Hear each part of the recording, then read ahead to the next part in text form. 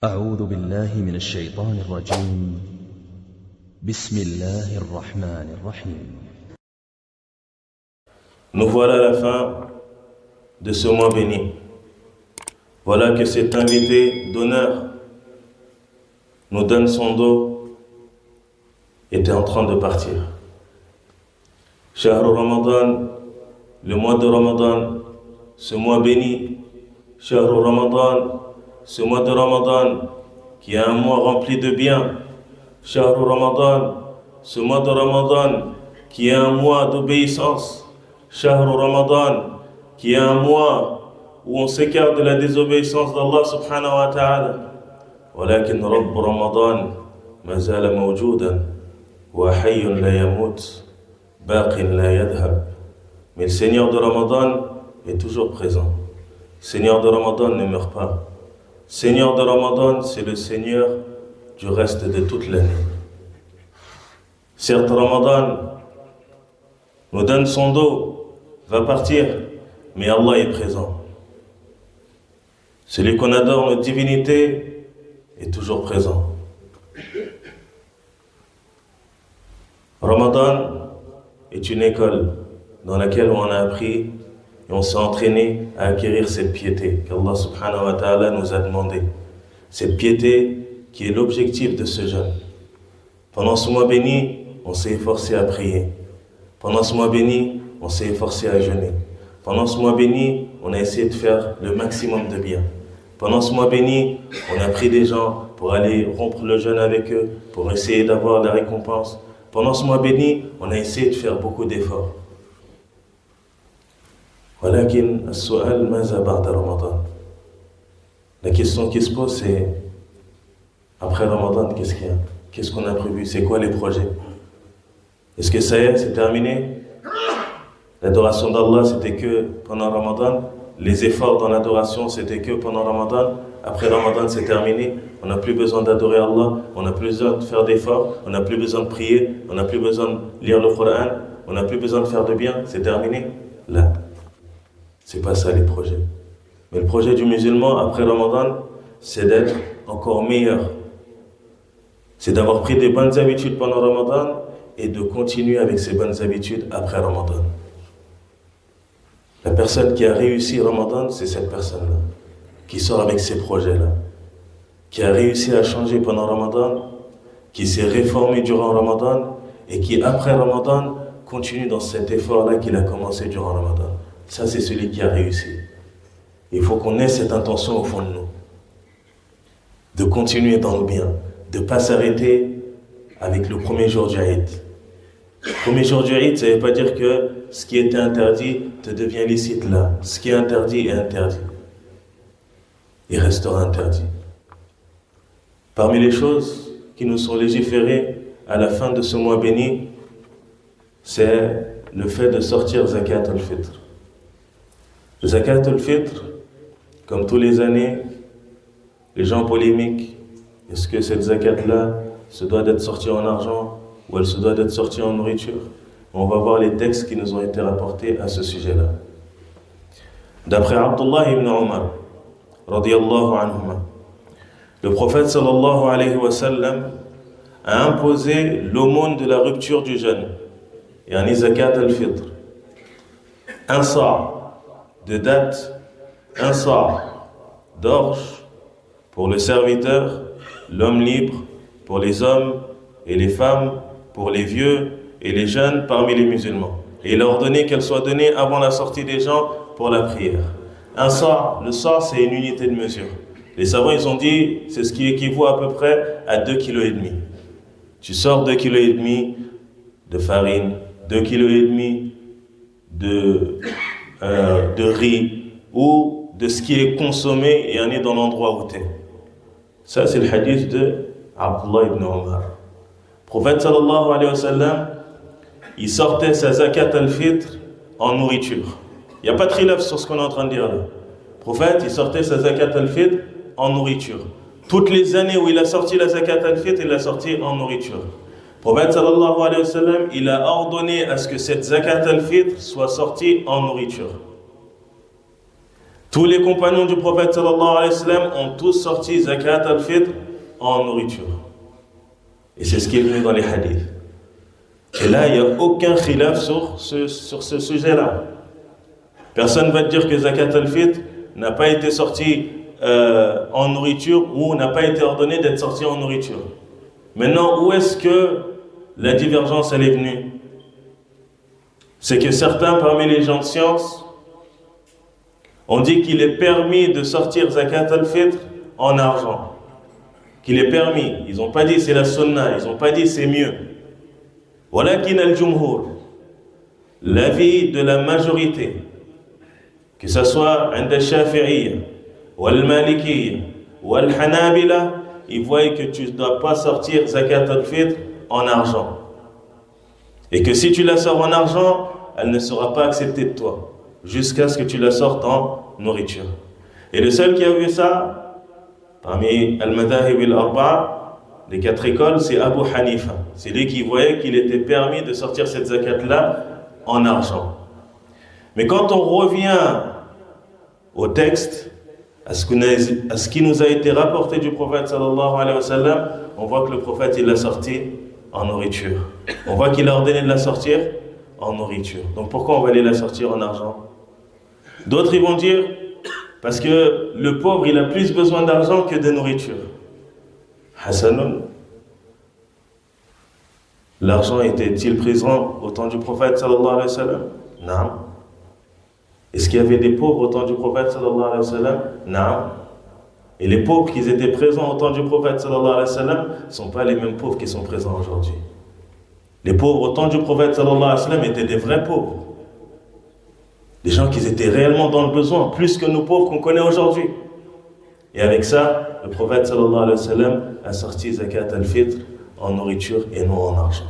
Ne savait-il pas, sallallahu alayhi wa sallam, que le pauvre a plus besoin d'argent? Et pourquoi il l'a sorti en nourriture? Pourquoi Allah l'a légiféré en nourriture? Allah ne savait-il pas que le pauvre a besoin d'argent plus que de nourriture? Et avec ça, le prophète sallallahu alayhi wa sallam, pendant de nombreuses années, l'a sorti en nourriture. Et c'est ce qui nous a été légiféré dans notre religion.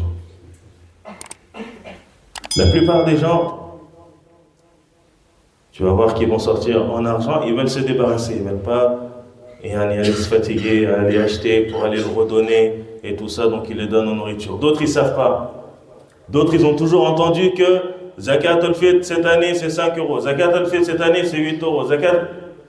Ils pensent que la sunna c'est quoi? C'est de la sortir en argent. Tu leur dis non, zakat al-fitr ça sort en nourriture, ils disent non. Ils sont étonnés. Pourquoi? Parce qu'à chaque fois ils entendent quoi? C'est que tu la sors en argent. Et regarde comment les sunnas du prophète sallallahu alayhi wa sallam se font oublier. Là-bas c'est qu'elle se sort en nourriture. Aujourd'hui les gens ils la sortent en argent comme si c'était la sunna du prophète sallallahu alayhi wa sallam. Et c'est pour ça que c'est dangereux de laisser les sunnas du prophète sallallahu alayhi wa sallam pour faire d'autres choses. Pourquoi? Parce que le fait de faire ces autres choses-là, à la fin, les gens ils prennent ces autres choses-là comme étant la sunna. Et quand tu leur ramènes la sunna, ils voient ça comme étant une bidra, comme étant une innovation. Alors que c'est le contraire. Et ça serait bien que ceux qui adoptent cette parole, ou cet avis-là, que zakat al-fitr, elle peut être donnée en argent, qui montrent aux gens et qui éclaircissent aux gens que la base sur la zakat al-fitr, c'est qu'elle se donne en nourriture et non en argent. Ce serait bien qu'ils le bayyinent, qu'ils expliquent aux gens qu'elle se donne en nourriture, et après si eux ils adoptent cet avis-là, tu ne vas pas les forcer. Mais qui disent que la base c'est qu'elle se donne en nourriture. Et nous on voit qu'on est d'avis qu'il est permis de la prendre en argent. Mais au moins que les gens ils sachent ce que c'est que la sunna du prophète sallallahu alayhi wa sallam. فَإِنَّ خَيْرَ الْهَدِي هَدِيُ مُحَمَّدٍ صَلَّى اللَّهُ عَلَيْهِ وَسَلَّمَ بِلَا خِلَافٍ. La meilleure des voies est la voie du prophète alayhi salatu wa salam, sans aucune divergence. Qu'est-ce que ça va te faire d'aller acheter de la nourriture et d'aller le donner à des pauvres? 2,5 kg pour chaque personne. Maintenant, toi, tu vois que oui, le pauvre, il a besoin d'argent. Mais allez, donne-lui ta zakat en nourriture. Tu veux rajouter de l'argent, rajoute de l'argent. Aucun problème. Amma, d'aller donner de l'argent, là. L'argent, il va être permis dans quel cas? dans le cas où tu vas le confier à une personne qui va aller acheter avec de la nourriture et le redistribuer en nourriture. Là, il n'y a pas de problème. Là, il n'y a pas de mal. Amma d'aller donner cet argent-là à un pauvre, là, l'avis de la majorité, ils voient que ta zakat, elle n'est pas acceptée. Donc pourquoi prendre le risque? Pourquoi prendre le risque de voir ta zakat non acceptée, alors que tu peux aller acheter de la nourriture et le donner en nourriture? Pourquoi on va délaisser la sunna du prophète sallallahu alayhi wa sallam alors qu'on peut l'appliquer? Naam, Abu Hanifa, c'est un grand imam. On ne parle pas sur lui. On ne va pas dire que c'est un innovateur ou bien. Là, il a fait un effort d'interprétation. Comme il a dit l'imam Malik, de tout le monde on prendra sa parole et de tout le monde on rejettera de sa parole, si ce n'est le prophète sallallahu alayhi wa sallam. Donc ça, c'est concernant Zakat al-Fitr. Zakat al-Fitr, c'est une obligation sur chaque personne. Homme, femme, grand, petit, libre, esclave, tout le monde est concerné par Zakat al-Fitr. Le chef de famille, il la sort pour sa famille. Il la sort pour sa femme, il la sort pour ses enfants, même pour les bébés, il la sort aussi. Tout le monde est concerné par Zakat al-Fitr. À qui elle doit être donnée Zakat al-Fitr? À des pauvres. Tu peux la donner à un seul pauvre, tout comme tu peux la distribuer à plusieurs pauvres. Tu la donnes à des pauvres qui sont musulmans. Quand est-ce que tu dois sortir Zakat al-Fitr? Avant la prière du Eid.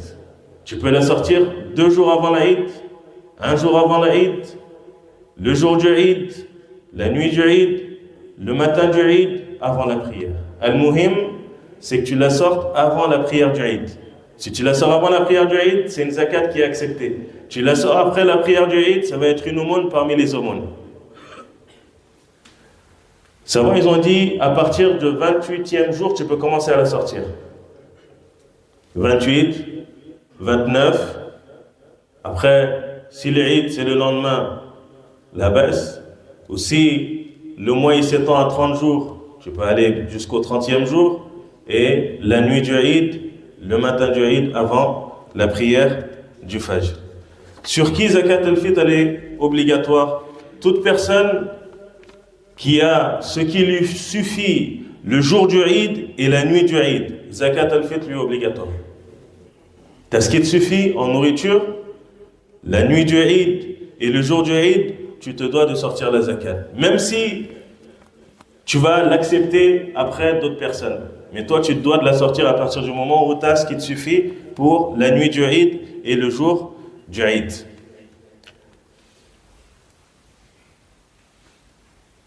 Le jugement concernant le fait de le sortir dans un autre pays. La base, c'est que Zakat al-Fitr, tu la sors dans le pays où toi tu es. Ça, c'est la base. Mais s'il y a un besoin à ce que tu la sortes dans un autre pays, il n'y a pas de mal. Les savants, ils disent. Maintenant, le fait de sortir Zakat al-Fitr pour une autre personne, pour une tierce personne, ça, c'est permis aussi. À condition que vous mettez d'accord que tu vas la sortir pour cette personne-là. Non. Le père, par exemple, il a des enfants qui sont loin, ils sont allés étudier dans d'autres villes, d'autres pays. Il veut la sortir pour ses enfants, il n'y a pas de mal. Pour ses grands-enfants qui sont déjà grands, qui se débrouillent tout seuls, il peut la sortir pour tout le monde, il n'y a pas de mal. Mais il se met d'accord avec eux. Il se met d'accord avec eux. Sinon, les enfants qui sont grands, qui peuvent la sortir tout seuls, ils la sortent tout seuls, il n'y a pas de mal. Même tu peux la sortir pour une autre personne qui ne fait pas partie des gens qui sont sous ta charge. Tant que tu te mets d'accord avec cette personne-là. Et parmi les sunnas du Eid, c'est de s'embellir, Yawm al-Eid. Tu portes des beaux habits, des nouveaux habits. Tu te laves le matin. Tu manges des dattes d'un nombre impair avant de sortir à la prière du Eid. T'oublie pas de donner la zakat al-Fitr. Et le mieux, c'est que tu la donnes le matin du Eid. Ça, c'est le mieux. Après, tu peux la donner 1 jour avant, 2 jours avant, il n'y a pas de mal. Mais le mieux, le meilleur temps, c'est de la donner le matin du Eid, avant la prière du Eid. Il nous est légiféré aussi le takbir. Le fait de dire Allahu Akbar, la ilaha illallah, Allahu Akbar, wa lillahi alhamd. À partir du moment où on sait, ça y est, on est le soir, samedi soir, ils nous disent c'est dimanche par exemple, car le Eid, ça sera soit dimanche, soit lundi. Samedi soir, on nous dit, ça y est, le Eid, ça va être dimanche. On sait qu'on est rentré dans le mois de Shawwal. Là, le takbir, il commence. Il va commencer à partir de ce moment-là, jusqu'à ce que l'imam il monte sur son mimbar pour faire le prêche. Ça, c'est une sunna qu'il ne faut pas délaisser. Partout, tu es chez toi, tu es dehors, tu es en train de marcher. Allahu Akbar, la ilaha illallah, Allahu Akbar, walillahi alhamd. Et parmi la sunna du prophète sallallahu alayhi wa sallam, c'est qu'il prenait un chemin, l'aller, pour aller à la prière du Eid, et il revenait par un autre chemin. Et quand tu seras à l'endroit où on va prier la prière du Eid, il n'y a pas tahiyatul masjid à prier. Tu ramènes ton tapis, tu t'assois directement. Il n'y a pas tahiyatul masjid. Pourquoi? Parce que tahiyatul masjid, c'est la salutation de la mosquée. Là, on prie dehors, on ne prie pas dans la mosquée. Et la salutation de la mosquée est spécifique à la mosquée. Donc quand tu ne pries pas à la mosquée, il n'y a pas de tahiyatul masjid à faire. Tu viens, tu prends ton tapis, tu t'assois et tu fais ton takbir. Faites attention quand on va à la prière du Eid, de bien se garer, de ne pas gêner les gens. Là, les gens, ils ont les yeux sur vous. Qu'est-ce qu'ils vont dire sur vous? C'est ça les musulmans? C'est à ça qu'appelle la religion de l'islam, le mauvais comportement, déranger les gens, mettre de la musique à fond, empêcher les gens de circuler, on bloque les routes. C'est pas ça l'islam. Donc le musulman, huwa mas'oul, il est responsable de l'image qu'il donne de l'islam. Donc ne sois pas une cause et ne fais pas partie des personnes qui donnent cette mauvaise image aux gens de l'islam et des musulmans. Ne fais pas ça. Bal, éduque-toi.